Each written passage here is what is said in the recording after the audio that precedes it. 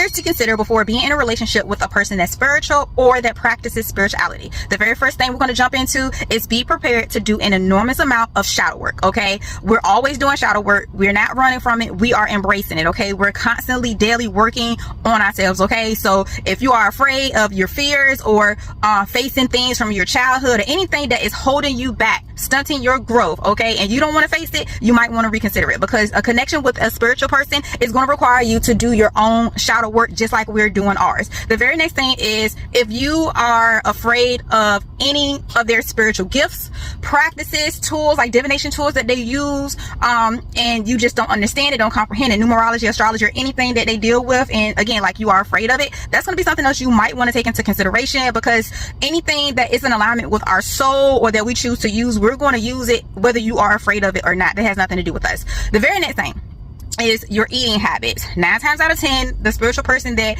you're going to be with has been on that journey of health, okay? Mental health, spiritual health, emotional health. A lot of things that we dive into are more natural, earthly, organics. We're always trying to learn and seek organic and natural remedies that's going to be in alignment with our soul or with our journey, whatever we got it to do. All right, so your eating habits and what you choose to eat is going, you might want to go ahead and take that into consideration. And then also health wise, as far as working out, 9 times out of 10 10 out of 10, we are working out. We care about our body, our soul, our mental health.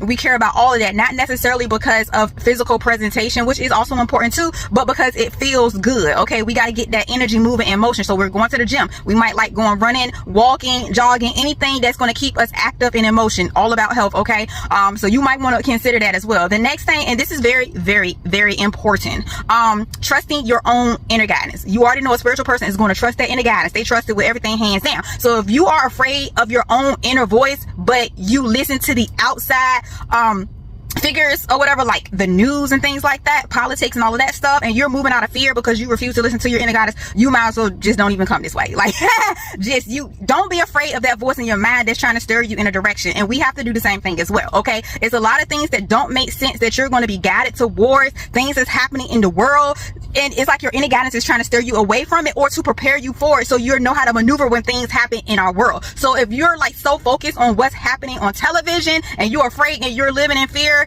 it's not going to work. Okay, it's going to be just a huge miscommunication and distance and resistance. Big thing, resistance. Okay, oh yeah, and this last thing, I just throw this out there, is we have our own unique style. We're not really huge on name brands. We, even if some stuff we wear is name brand, we just have our own unique style. We like to look good, we like to feel good, we like to smell good, we love love. We don't thrive in chaos. Can we? Yes, but what we like to know, we prefer peace, so we need solitude. So if you are very clingy or codependent, which will revert back to the first